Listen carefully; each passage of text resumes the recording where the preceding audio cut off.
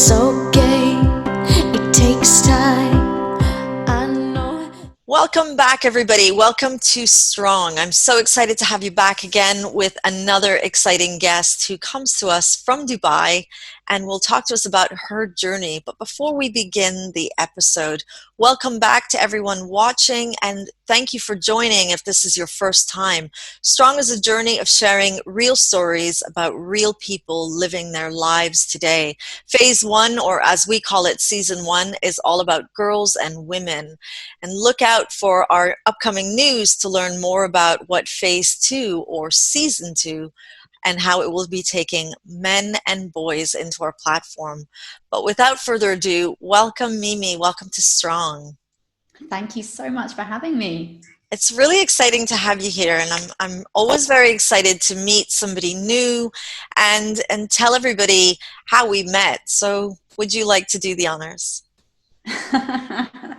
Yes, well, I've one of the things that has really been wonderful for me during this COVID-19 period has been meeting new people and doing that via social media and predominantly via LinkedIn, which is my platform of choice. Actually, it's where I really have found huge sort of resonance and community and network in this time. So yes, I'm very excited, like you, to meet new people and to do that in this crazy COVID world where you can make friends with people from all around the world. It is, it's exciting. And although COVID has really disrupted our lives and our comfort zones, it's also offered us opportunities just like this. So I do feel very, very blessed to be able to keep doing our interviews. Mimi, tell us a little bit about what it's like to be you living in Dubai and being away from home. Oh gosh, I've been away from home a very long time. So I'm from England originally, and I left there in 2008, so 12 or 13 years ago now, and have been traveling around the world with my job. I've lived in Hong Kong and Singapore and South Africa, and now I'm in Dubai. So I'm pretty good with the moving around the world thing. I think recently, so these 3 months, nearly 4 months being in lockdown in Dubai has been slightly different because it takes your freedom away to a certain extent. So I've always been very free traveling around the world, and now I'm locked in to somebody else's country. So that's been a challenging experience, I would say. But as I said, much good has come out of it. But certainly, I think when we can fly again and have that sort of freedom to see the world again, I will be very happy to see that day. Excellent. So I know that you're a mom. Would you like to talk to us a little bit about what it's like to be a mom out here in the Middle East? Yeah, I mean, I think children are adored in this region. So in that respect, it's been fantastic. She came here with me when she was 13 months old. And yeah, from an environment point of view, she has had a ball. I mean, again, last few months aside, which have been quite difficult for her. Um, but nurseries and freedom and space, and she has far more friends than I do, and she's only just turned 3. So she has a crew in the neighborhood, and she's very happy. And for me, I have great support, great childcare. I'm a single mum actually, so the support system is really important for me to be able to do my job and write my book and all of those things. So I also here have the luxury of having a fantastic nanny who literally brings her up with me. So I'm very fortunate. That's amazing that you're here with your daughter. And I know you have dogs. What type of dogs do you have? I do. I have 2 bulldogs. Sweet. Did they come with you from the UK as well? And yeah, they've come with me on my journey, so they're never far away. And that's amazing because we don't often hear about single moms. I'm a single mom as well. We don't often hear about being a single mom and the realities of being a single mom, not in general, but more importantly in the Middle East, in a place where we're surrounded by expats and people are naturally here most often to gain some career adventures and then they go off on their next journey. What's that like for you and your daughter? Well, as I said, I think look, Dubai is one of the safest places in the world to live. And my last stop, where she was born, in fact, was South Africa, where I deeply love South Africa, and I've lived there twice. Phenomenal country and people, but has a very high crime rate. So it's not you couldn't qualify it as safe country, although it's many other wonderful things. So in that way, I really am grateful for that every day, literally every day, that I can live in my house in my suburbs, and when I go to bed at night, I don't worry. I don't double check the windows or worry if I, locked the car or any of those things. So I think that's probably my instinctive response to that question. As I said just slightly earlier, it is a country that loves children, and pre-COVID times, there was plenty for us to be doing. So her and I never get bored. And other than the summer where it gets very hot and a little bit more challenging, the majority of the year in Dubai, you can be out and about and exploring together. And that's what we've been doing. That's really interesting. And what about Mimi the woman, being a single mom living in the Middle East? What's that like for Mimi the woman? For Mimi the woman. Oh gosh, that's quite a difficult question. I think, again, I look at it from a point of view of opportunity and of safety and security. I have a fantastic job, which I love. I have a very safe and secure and stable life, great neighbors, good friends. It's a difficult question right now because we're basically still in lockdown. I mean, the city is opening up, but it's, and it's been a long time. So I think it's quite hard to have perspective on that right now after 3.5 months locked in a house with a 3-year-old. Your perspective slightly changes. But generally, Dubai has been a really good chapter in my global tours. And I've been, as I said, very grateful for what the country's offered us. And I've managed to grow and learn and do all kinds of great things here. So yeah, it's been a good chapter. Okay. And how and I'm going to keep digging, Mimi, because Keep digging. that's what we do. And it's really important to have these conversations, because this is where the learning happens. This is where our peers and the youth can really learn from these conversations. So we know that you're loving your career, and we know that you're a great mom, and you're doing everything, and you have support at home. You mentioned that you had some help at home, and you're enjoying the life. But what about dating as a single mom? How's that different here than it would be if you were back in England? I don't date here. Because I think it's a difficult place to probably date. And I would put that down to probably 2 things. One, I'm extremely busy, right? So any mum of a toddler is busy. Any working mum of a toddler is really busy. Any single working mum of a toddler is extremely busy. And then you put on top of that writing a book, then you're really, really busy. So I've had very little time to think about actually dating or my personal life in that way. But equally, the one thing I find very challenging in Dubai is that it's incredibly spread out. So, and I live in the suburbs on the marina side of the city, and to go anywhere, you have to go out. Whereas if you're in a city like Hong Kong or Singapore, where I've lived, you can just kind of go downstairs and you are out. You can leave your building, you can walk to a coffee shop, or you can walk to the gym, or you can jump on a bus, and in 5 minutes, you're in a different part of the city. So it becomes very easy to fit life into home and work. I find in Dubai that's quite difficult on a couple of ways. One, it just takes time to get places. 2, even after 2.5 years, I have no idea where to go. I just don't socialize that much because I'm working so much. So if I had an afternoon off, I wouldn't know where to go anyway. And 3, I find that leaving my little girl, if things were closer, I wouldn't think about it so much. I'd just be like, oh, I'm just popping out. But here, I feel like everything is planned. Everything is an agenda. Then you have to drive for 35 minutes to get there and drive for 35 minutes to get back. It makes everything a bit more of a rigmarole. And so often I think, oh, I didn't really want to leave her for 3 hours. I just wanted to pop out. So yeah, that's, I guess, one of the drawbacks for me in the city. I don't feel that I'm incredibly mobile here. Okay. Well, how was it different where you were before? So you said that she came here when she was 13 months.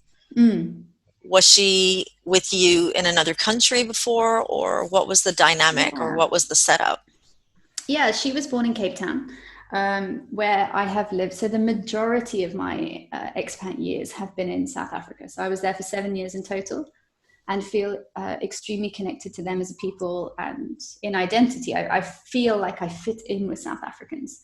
I'm British. I think I said that at the beginning, but I'm much more comfortable at a barbecue full of South Africans than I am at a barbecue full of British people, because I have spent most of my adult life in their culture. So I think, she was born somewhere where I felt much more at home than I do here. I had been there 7 years. I knew the owners of the coffee shops. I lived in a kind of like a small town in the city. So I could walk. I could put her in a pram and walk for coffee and see people and be out. So I never felt, I don't really feel lonely now, but I never felt lonely. I felt connected when she was a baby. And of course, when they're that little, they do all kinds of, I don't know, mum and baby classes and stuff. So I did a little bit more of that then as well. So yeah, it was different. I think if I could choose where to live with her next, because for sure our adventure will continue somewhere, I would definitely choose somewhere where we can, from our home, we can walk to places she wants to go and places I want to go, so that there's a bit more balance for this little female duo going on. What an amazing upbringing. She will be globally aware and really understanding diversity, not by learning it out of a textbook, but by living it. It's very exciting for her. So important for me. It's important for me for her. Okay, Mimi. I'm going to take you back now. If you could look back to the younger Mimi, maybe when she was about 14 or 15, would you have ever thought that this would be your life today? No, never. I knew that I was going to work in advertising because I'm one of those very rare people who, since 12 years old, I wanted to work in advertising, and my dad was an ad man. So that I knew. I knew I was going to work in advertising. But no, for sure. Did I ever imagine being a single mum with a little girl living in the Middle East and writing a book? No. What are you really excited about that you wish you could have had a taste of when you were younger? I think I'm much more aware of being grateful for things now, which is partly popular culture, right? Because everything's about being grateful. So you hear and see it more. But it's also, I think I've had time to invest in myself and work out what makes me happy. And that's not just me as a teenager. That's me throughout my whole 20s. It wasn't until my 30s that I worked that out. I was living in Singapore in a really big job and doing my thing as a single woman at that time. And I discovered yoga. I studied yoga a lot. I just found myself in my early 30s. And yeah, I just understood what makes me happy. And some of those things are tiny, tiny. Iced tea is one of them. I just love iced tea. Iced tea makes me happy. So I mean, just being aware of what are those small things. Some of them are big, but what are the small things that I want in my life? And one of them's iced tea. I'm being a bit silly, but it was one of those things. I just, you just realize what's the things you want around you that makes you happy. And if I could have realized that earlier, although I don't think we can, I think some things just take time. So what are the things that make you happy, Mimi? Iced tea and bulldogs. Obviously my daughter, but I've talked about her already. My bulldogs make me very happy. I like to have, this is a weird thing coming from single mum, but I like to have a house full of people and animal souls. So I have my daughter, I have 2 dogs, I have a cat, I have my nanny and her husband. So in my house, we have like a full community, which is definitely not, I don't know, the norm, if that's the term, or the conformist way to have a home structure. But for me, I just love to be surrounded by energy and other people and stuff. So I learned that. I love yoga. I don't do it enough, but I love it. I love meeting people. I love talking to people. I learned that I don't want to work, I was going to say from home. I'm happy working from home. I don't want to work on my own. I like to lead a team and be in a business. So yeah, I learned some really important lessons about what makes me happy. What do you think prepared you for Mimi the adult today? Look, I think I had I had a very stable childhood. I did, so often when people talk, they have uh, real learnings from their childhood because they were bullied or they had this experience or they suffered a loss. I think I had a very stable childhood. I had a very happy childhood, very small family, my mum, my dad, and my sister, and that was it, really. Um, but yeah, I was very lucky. I had a stable and healthy and well childhood. So I think I went into adulthood with a real sense of confidence. Like I knew that my parents would support me in being whoever I wanted to be. I knew that I wanted to work in advertising at a very young age, and my dad had sort of been there with me on that. I have a fantastic relationship with my sister. She's like my twin. We're not twins, but lots of people think we are, and we feel like twins. Um, so yeah, I think, and my mum is an incredibly strong woman. So yeah, I'm sure I, take after her in many ways. How do they feel about you being here on your own? Oh, I'm sure they don't feel great about it. My dad is very elderly now, so he can't travel. They're in actually the south of Spain, um, and I think that the biggest challenge is that they can't come to me. I think most expats have their family come and visit, or they come for the birthday parties or whatever. But my parents can't, and certainly now with COVID, maybe they never will again. So yeah, I think it's a huge disconnect when, again, it comes back to freedom. When you can't be with the people you love, you physically cannot get to them. I think that's really hard. It is really hard, and especially right now with knowing that what we took for granted, that being able to get on a hop and get to another destination, now knowing that we don't know when we'll be able to do that, and even doing it, will it be the right decision to do with going wherever it is that we're going? So I feel that challenge as well. I think everyone around the world is feeling that challenge. But Mimi, Sure. what would you say has been the biggest challenge for you to this point in your life so far? The biggest challenge. Do you know what? I don't think I have a biggest challenge. Again, I think I've been I've had quite a smooth, I don't know, decade or so, in that there hasn't been one monumental challenge that I had to overcome. But there's certainly been various challenges that I've overcome. So I've overcome, broken relationships. I've overcome one very negative experience in the workplace that really sort of changed how I see things. I've overcome a lot of loneliness because I've traveled the world on my own mainly. My dog died a few years ago on an aeroplane on the way back from Singapore.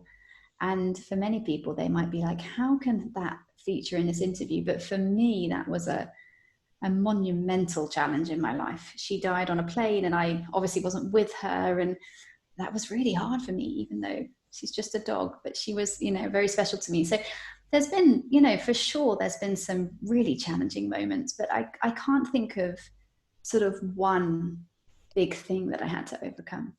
Why did you feel the need or the drive to be on your own and travel around the world as a solo? Only that my jobs kept taking me there. So I think, and I, as I said, I always knew I wanted to do this career, and I'm incredibly passionate about being a female leader and helping other people, not necessarily just women, men and women, but helping people wherever I can. And I've followed my jobs and followed the teams, of people. So I never made a conscious decision to go on my own. It's just that I followed my career before I followed anything else for the majority of my 20s and my early 30s. And are you happy that you did? Oh, yes, I'm happy that I did. Yeah, it's been fantastic, and it's definitely made me who I am and taken me to the point I am now with having written this book and just feeling like I found my purpose in life. And I never would have got here without that journey. It's been every part of that has been very intentional, whether I knew it at the time or not, in getting me where I am today. And I definitely want to find out what that is, but there's a question that's been nagging at me. And I know that anyone watching this will want to know, well, what happened? You come across as you're obviously very beautiful, very confident. You tick all the boxes, Mimi, from what we're seeing on the outside. And there's one question that I'm wondering, was being a single mom a choice, or was it something that happened? It was both, actually, but yes, it was a choice in the end. My little girl's dad is from South Africa, hence she was born there. And we always planned to be here together, but Dubai didn't work for him at all. This was just not his place. And I think Dubai is a little bit like that. You kind of love it or hate it.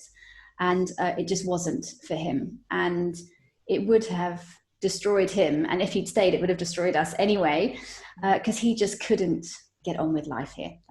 It's not his place. So part of that was a choice, just a very sort of fair choice, which was, where do you want to be in South Africa? And where do I want to be in Dubai right now, at least? And I am very independent. So I'm not saying that wasn't without heartbreak. For sure there was heartbreak, but it was the right decision, however hard. And again, it was an intentional decision, and for sure it will impact what happens next. What do you believe was your grounding when you had to make that decision?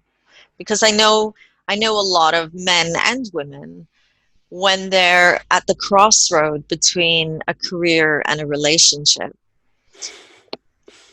somebody always gets hurt, and there's always what's more important to me? What are my values in life? What is it that's going to make me realize that I'm making this decision and I'm never going to look back? I'm always going to know with certainty, like you just said, it was the fair decision to make. What do you believe grounded you as a couple in making that decision?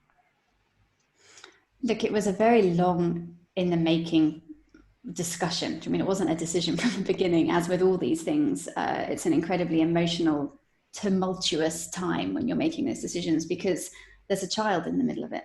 So, if it's any other breakup in your life and there's just two of you, that's a very different discussion. But obviously we were discussing what that means for us and our child.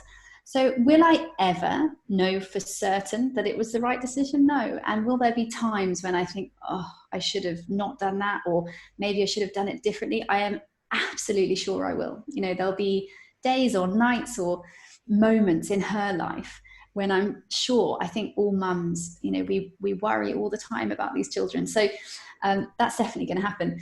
But what grounded me was that it was right for her and I, in terms of some of the things I've mentioned. So safety. South Africa as a country is in a very tricky time politically. Security, there's not a lot of jobs for me there as a white foreign female. Obviously the color of your skin in South Africa is a big thing, and it's from an education point of view, from a childcare point of view, there were lots of parts of that, but equally in a belief, and I really believe this is a bit of a stereotype, but I really believe it, that if I'm happy and fulfilled and following my purpose, she will do the same. And she does. She's like a little shadow in so many good ways. She's incredibly independent, but I can tell that the more confident and the faster I go into my future and my purpose, the better she is. She will follow that energy. So when my energy is good, hers is too. What keeps you up at night, Mimi?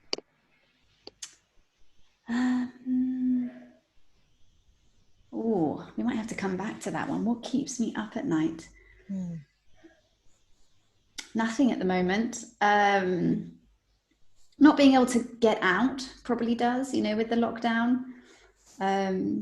Not anymore, but maybe in month one, when this was new, this lockdown life. Now I'm pretty used to it.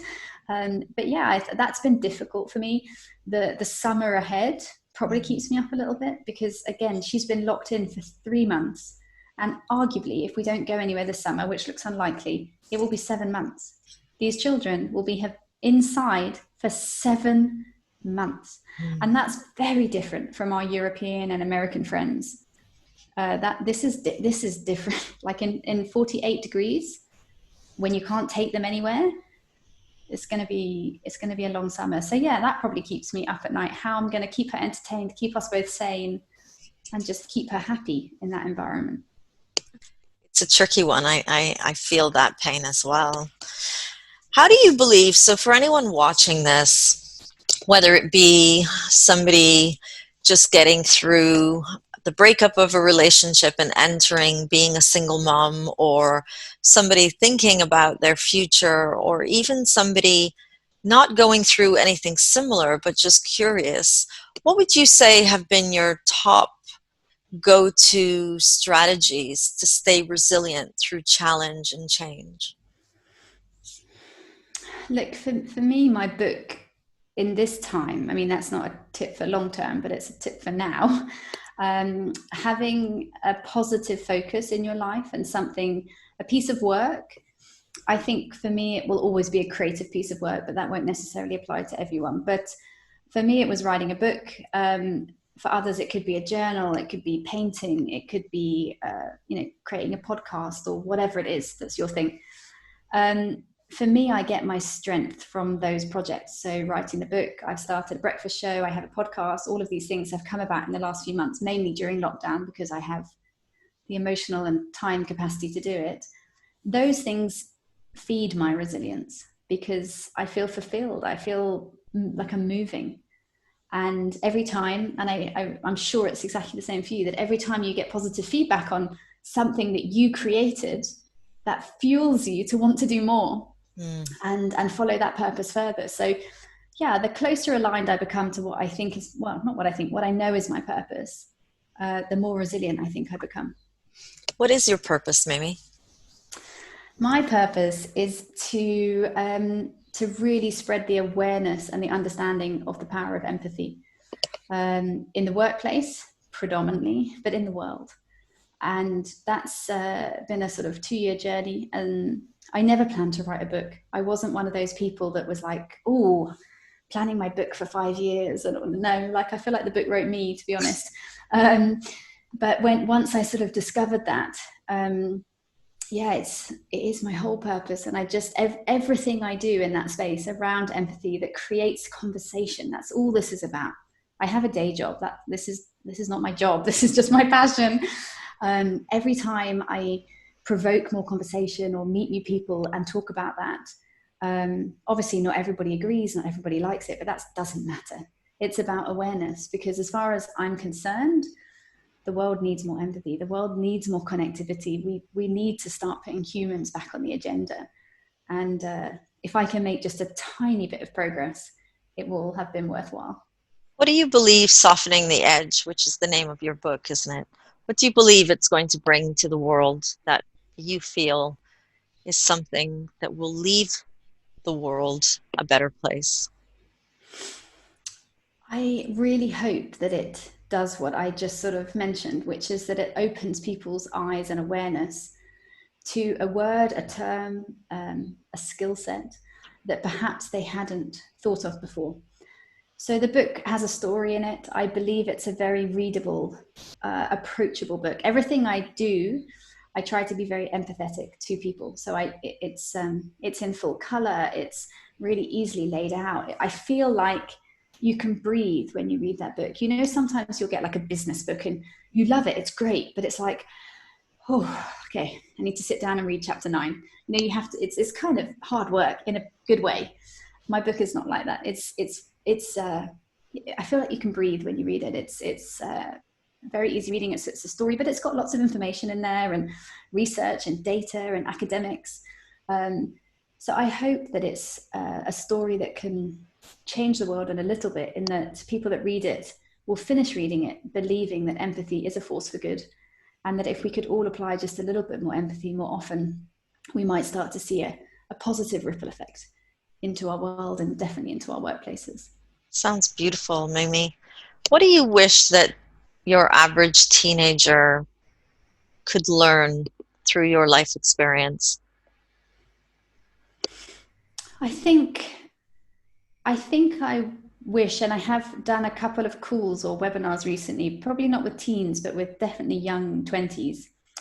What I've been saying to them, I think their biggest question in my experience in the last few months is, how can I balance being empathetic or kind or compassionate or however they word it with doing well, like with doing well in life or, you know, working in serious corporate environments. So I think I would like them to know, or to help them know, that being kind, being empathetic, doing the right thing for people is never the wrong thing for business. And that if people tell you it is, that's only because they see the world differently. That doesn't mean you should stop. Because it's sad to me that so often the questions are, but how can I be empathetic and do well in my career? You know, there's a massive barrier we need to overcome if people by the tens of thousands believe that. So yeah, that's what I would like to give out to the world. Amazing. So beautiful, Mimi. I feel so calm interviewing you. I feel you give off a really calm vibe. And I'm watching you and thinking, how is this woman, a single mother, living in the Middle East, juggling a career, a book, a whole, you know, you're juggling it all. You've got it all together. How does that look so good? And I think this is really, it's one of the reasons why I feel these conversations are so important to have, because the youth look at women like you and say, she makes it look so easy. In listening to you today, it just sounds seamlessly easy, but you know the work and the process involved in doing what you do, and you didn't wake up this way. It was your life experiences that took you this way. What do you think is, how do you make it look so easy? Thank you for saying that, Maria. I mean, what a wonderful thing to hear on a Monday. Is it Monday? Yeah, Monday afternoon. I have to be honest, I don't really know the answer to that, because I didn't really know it looked like that. But I think I am quite, maybe I feel calm because I am quite calm. As I said, I feel like I'm in line with where I'm meant to be going. And you've met me at a really, you know, really sort of fantastic point in my life, because this book is born. It's not quite in the stores yet, but it's done. And I'm getting lots of traction with the people I'm meeting. And as I said, that's really all this is about. And it feeds me for sure. You know, every time someone writes to me and says, that made a difference, or you know, that changed how I think or something, I feel more energized. So yeah, I didn't know it did look easy. I don't think it is easy. I say all the time to people, you know, even from an empathetic leadership point of view, which is what I talk about most of the time, just because I'm propagating it and sort of sharing it with the world doesn't mean it's easy. It's not easy. What is easy? You know, people say to me, particularly men, but it's not about gender, but particularly men, like, it aren't emotional intelligence skills, soft skills. And I always feel like saying to them, soft. Do you want to come try doing my job for a day? Like, this is anything but soft. You know, it's much easier to go into a workplace, treat everybody awfully, make money and go home, right? That's easy. I mean, the decisions may not be easy, but the action is. Versus putting people at the center of your world the whole time and ensuring that you fight off board members or shareholders or stakeholders or whatever it is, to buy yourself the time, because in the end, the whole world revolves around time. To buy yourself the time to be able to put people before everything you do. And it's exhausting. So maybe I look much calmer than I am, but it is tiring. I mean, trying to do all that at once is tiring. So it's not easy. I don't know if I should feel pleased or not that I make it look easy, but it's not that easy. And that's why we call this show Strong, because it's about being strong and vulnerable and every emotion in between, isn't it? It's this idea that we are showing the world that we do it so well, but what's actually happening is the emotion, like every other human, that we may or may not be portraying to the world. I think especially when we're in positions like yourself, where you're a single mom and you're also working in a very high-powered career where you're driving it forward and you're creative and writing a book on the side and doing all of these other things. There's an element of strength there, but there's also the human inside of it all. And you are just like us. Of course I am. Yeah, of course. So Yeah, and Mimi, it's just real life, right? You have to juggle. That's just, for me, that's just the way it goes. bringing it all together, I see the woman, the mother, the daughter, the sister, the employee, the entrepreneur, the creator. What's missing? You ask such poignant questions.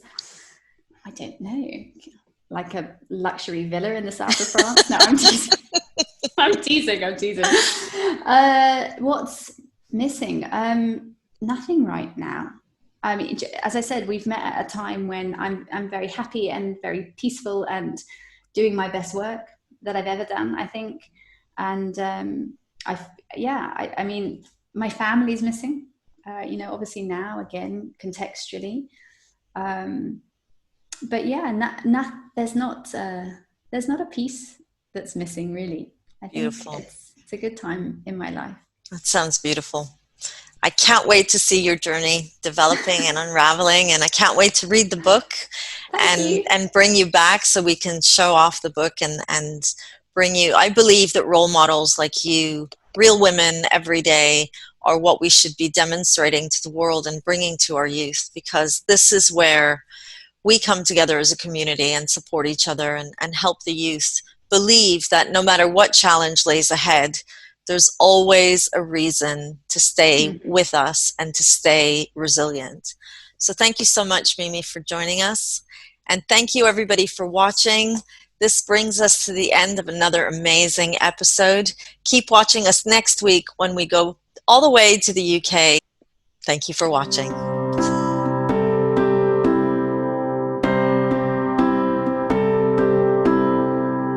It's okay.